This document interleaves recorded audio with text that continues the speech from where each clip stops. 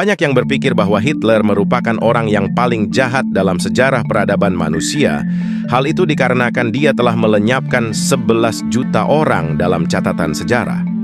Ada juga pendapat lain yang mengatakan Winston Churchill dan Mao Zedong yang digambarkan sebagai penakluk paling menakutkan dengan kekuasaannya pada waktu itu. Namun semua orang lupa ada sosok Genghis Khan yang telah sukses melenyapkan populasi dunia hingga 10% pada waktu itu.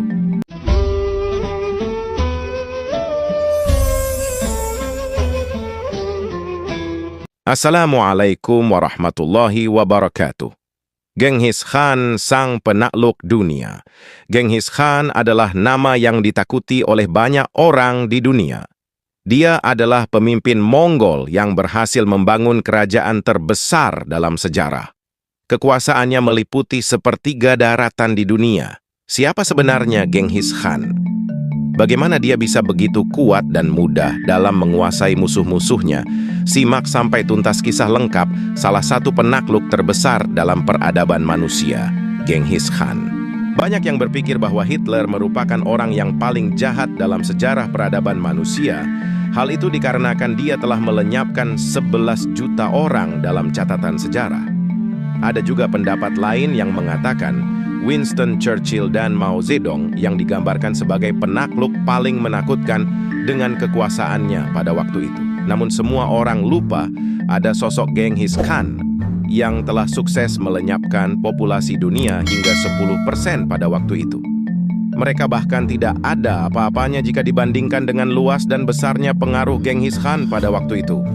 Genghis Khan mampu menguasai hampir sepertiga dunia dengan taktik yang sempurna, bahkan di kemudian hari anak dan cucunya mampu melebarkan luas kekuasaan mereka 2 kali lipat.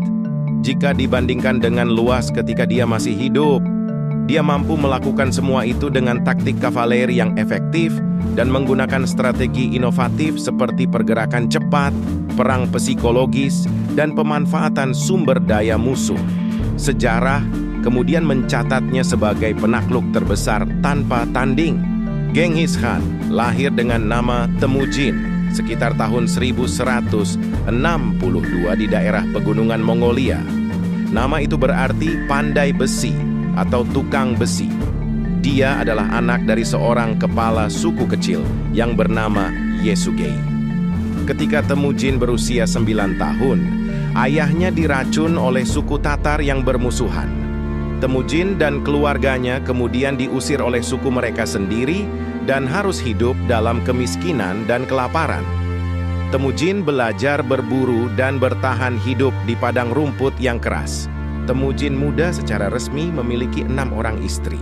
Istri pertama sekaligus permaisurinya bernama Borte. Temujin menikahi Borte ketika berusia 16 tahun.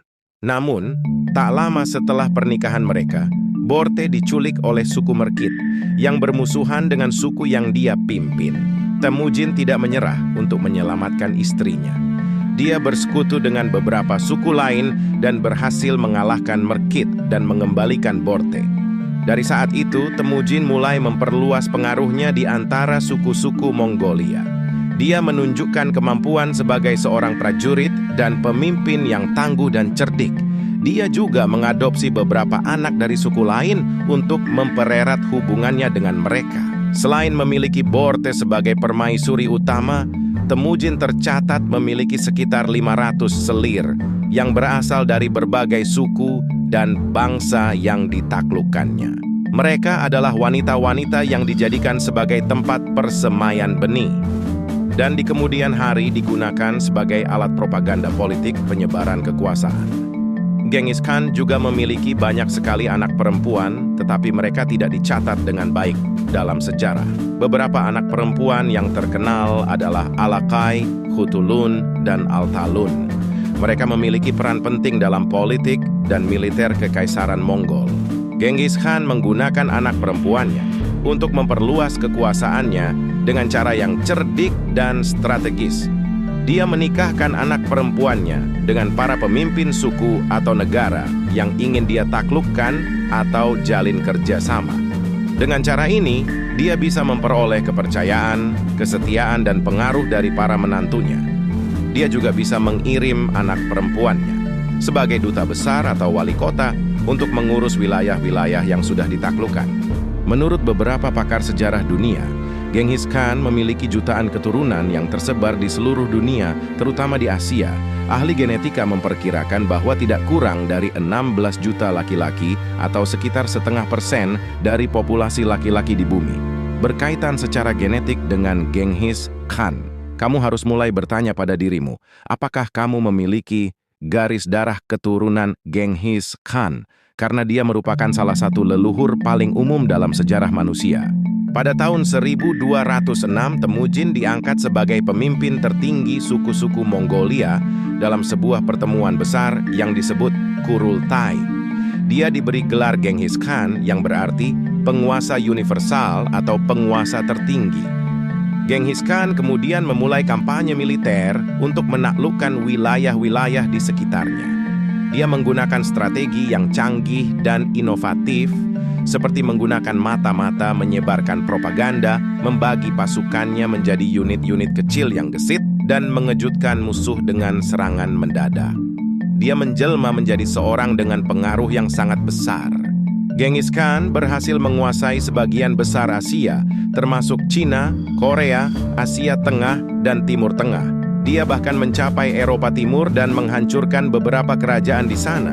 Setelah melewati banyak pertempuran dalam hidupnya, dia meninggal karena sakit atau luka yang dideritanya dalam pertempuran. Dia dimakamkan secara rahasia di suatu tempat di Mongolia. Kerajaan yang dibangunnya kemudian diteruskan oleh anak-anak dan cucunya yang melanjutkan penaklukan dan memperluas wilayahnya hingga mencapai lebih dari 11 juta mil persegi, atau 2 kali lipat dari wilayah yang dikuasai oleh Genghis Khan sendiri. Salah satu cucu Genghis Khan yang paling terkenal adalah Hulagu Khan, yang memimpin salah satu negara semi-otonom di dalam Kekaisaran Mongol. Hulagu Khan terpengaruh oleh istrinya yang beragama Kristen dan para rasul gereja Nestorian yang membujuknya untuk melawan kaum Muslim. Hulagu Khan berambisi untuk menghancurkan dunia Islam dan memulai kampanye militer yang brutal dan tanpa ampun. Hulagu Khan berhasil menghancurkan kekhalifahan Abbasiyah dan melenyapkan Khalifah Al-Musta'syim Billah setelah pertempuran Baghdad. Ini adalah pukulan besar bagi dunia Islam, karena Khalifah adalah pemimpin tituler mereka. Hulagu Khan juga menaklukkan Ayyubi Damaskus, salah satu kerajaan Muslim yang kuat di Timur Tengah. Hulagu Khan mendapat dukungan penuh dari beberapa kerajaan dan negara yang ingin melihat kehancuran Islam pada waktu itu. Namun Hulagu Khan tidak bisa melanjutkan penaklukannya karena dia harus kembali ke Mongolia untuk menghadiri Kurultai, sebuah pertemuan besar untuk memilih Khan baru setelah kematian saudaranya, Mongke Khan. Dia meninggalkan sebagian besar pasukannya di bawah komando saudara iparnya Kitbuka yang juga beragama Kristen. Sementara itu, di Mesir, Bani Mamluk, sebuah dinasti yang didirikan oleh budak-budak Turki, bersiap-siap untuk menghadapi ancaman Mongol. Mereka dipimpin oleh Sultan Al-Muzaffar Saifuddin Qutuz, seorang sultan yang berani dan tegas. Pada tahun 1206, pasukan Mongol dan Mamluk bertemu di lembah Ain Jalut, dekat Galilea. Pertempuran ini dikenal sebagai Perang Ain Jalut dan merupakan salah satu pertempuran paling penting dalam sejarah.